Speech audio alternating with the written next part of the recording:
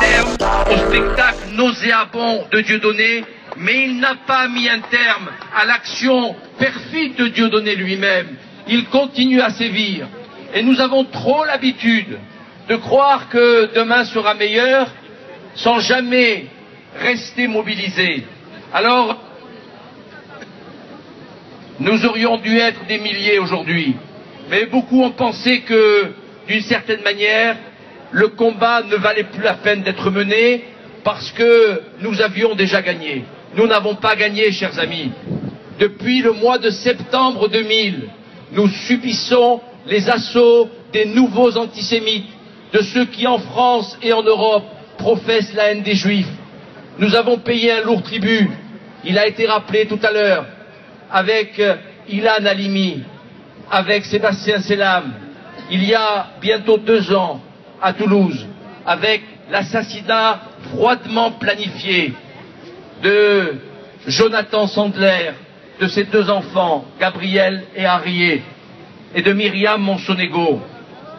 C'est le résultat de cette éducation à la haine qui parcourt le monde, qui vient du Moyen-Orient, qui envahit les banlieues et les cités par les paraboles, et qui fait que des jeunes Français aujourd'hui grandissent dans cette idée que les Juifs sont coupables de tous les maux, qu'ils sont responsables de toutes les tragédies, qu'ils dominent et qu'ils gouvernent le monde, et de ce fait qu'ils méritent donc d'être pourchassés, d'être stigmatisés, d'être assassinés. C'est exactement ce que Dieudonné fait depuis de nombreuses années déjà, en toute impunité.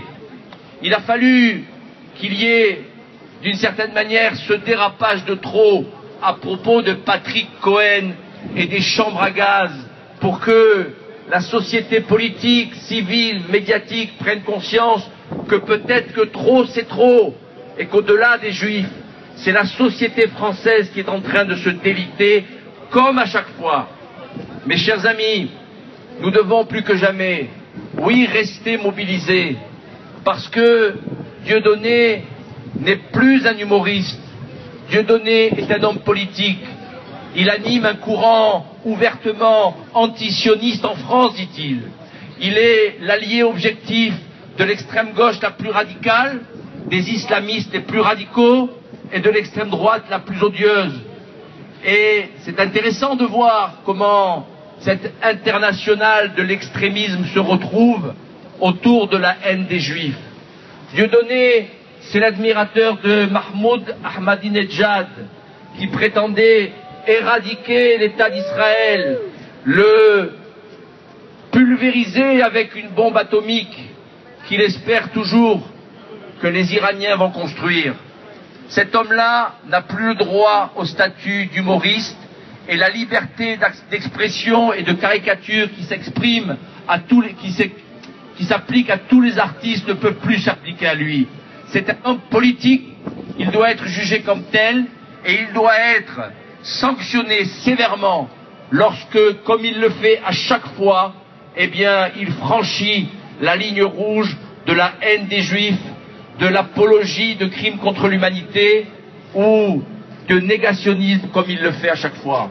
Alors les combats vont continuer, nous allons devoir nous mobiliser.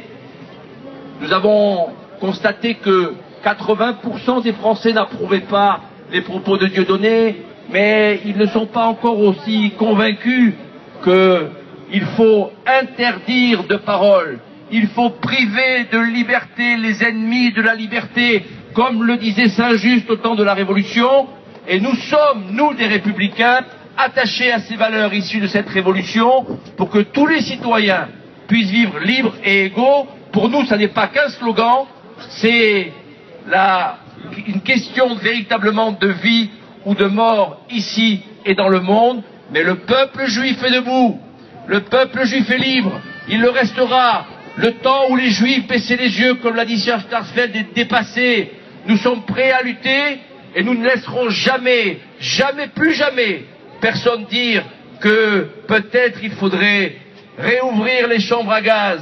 Personne ne le fera jamais, parce que les jeunes Juifs de France sont ici, avec les plus anciens, ils sont mobilisés et ils sont prêts à se battre.